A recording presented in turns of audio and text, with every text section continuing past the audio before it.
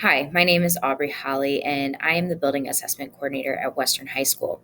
I wanted to spend a moment to talk to you about how the 2023 KSA window will be run this year. So, KSA stands for the Kentucky Summative Assessment. This is a state required assessment that is administered to all 10th and 11th graders in every school in the state of Kentucky. It determines the accountability score for schools, and this year the window will be ran in JCPS from May 11th until the end of the school year. All 10th graders and all 11th graders will participate in this year's testing. 10th graders take 2 tests, 11th graders take 4 tests. The schedule will look like this. So 10th graders will kick off testing on that first May 11th date, completing their 2 tests on May 11th and May 12th. 11th graders will be testing the entirety of the week of May 15th, taking note, though, that there is no school on May 16th for primary elections. Even with this weird gap in the school week, it is going to be so important to make sure that all students that are in 11th grade are getting to school each day this week for testing. Take note that every test is going to be starting at 8:15 a.m., so timeliness in arriving at school will be imperative. We're going to be doing some practice runs in the weeks leading up to make sure that students are feeling comfortable with where they're going to be testing, what they're going to need to do, and what the expectations are for them. Each student will be testing in one room for the entirety of their testing period. So 10th graders will test in the same room for 2 days, and 11th graders will test in the same room for 4 days. We'll release them to go up and meet with their proctor so they can get an idea of what their room is going to be like and what the situation and procedures will be. Their teacher will discuss some of the stuff I'm going to bring up in here about what is expected of them and what a good faith effort will look like, as well as some things to think about in preparing and leading up to the test. Late testing is going to be available, but I do really want to encourage you to make sure that your student is arriving to school on time. Testing will begin promptly at 8:15. However, if there is things that come up that a student arrives after those instructions have began, there will be a late testing start time at 9 a.m. So every student, like I said, will be tested. So even if we have students coming outside of this time, we will be finding them to test, even if it is in the form of makeup testing. So if you're here, you will get tested. And if you go to Western High School and are a 10th or 11th grader, you will get tested. So please make sure that you are doing your best, though, to get here so that we can get you tested with the large groups on the given days.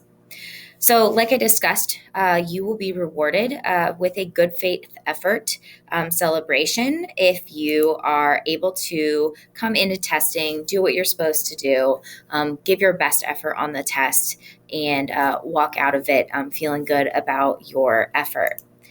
The criteria that teachers and administrators will be looking for each day of testing will be attendance, effort, behavior, and preparedness.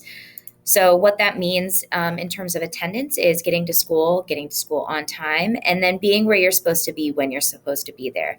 Not trying to cut, not trying to skip, not trying to hide, not running late and being tardy, going where you need to be for your testing experience.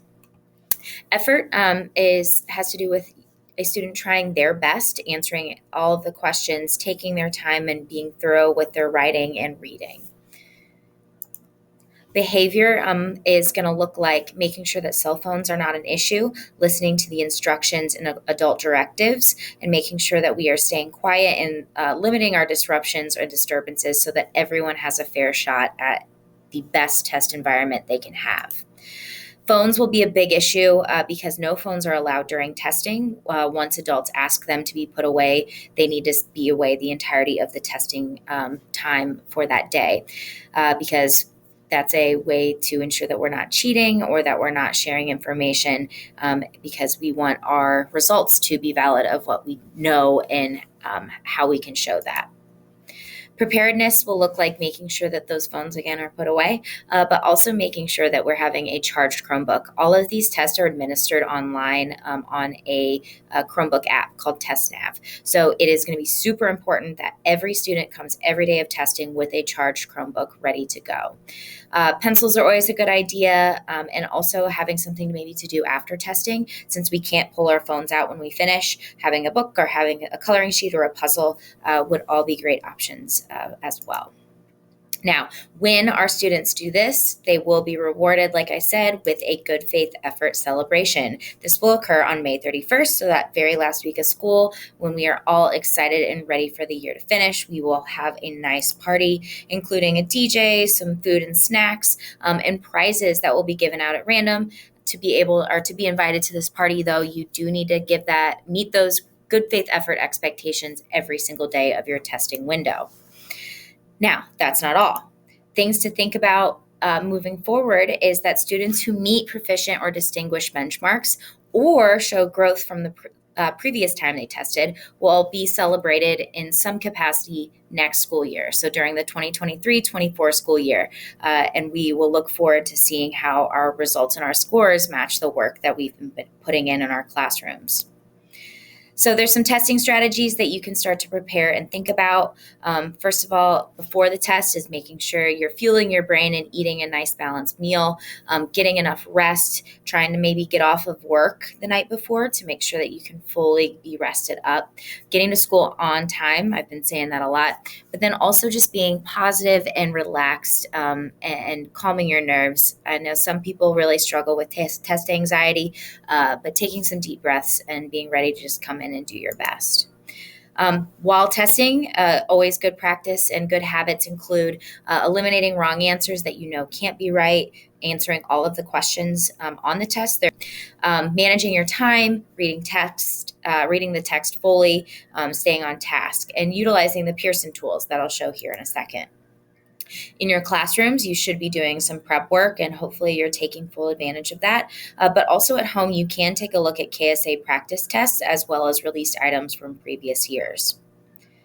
Pearson, like I said, does have tools at your disposal, and part of it, taking a test on a computer is just getting comfortable and used to using them. So hopefully in your classes, you're taking some time to get an idea of what those are going to look like the answer eliminator, or feel comfortable using the Desmos calculator,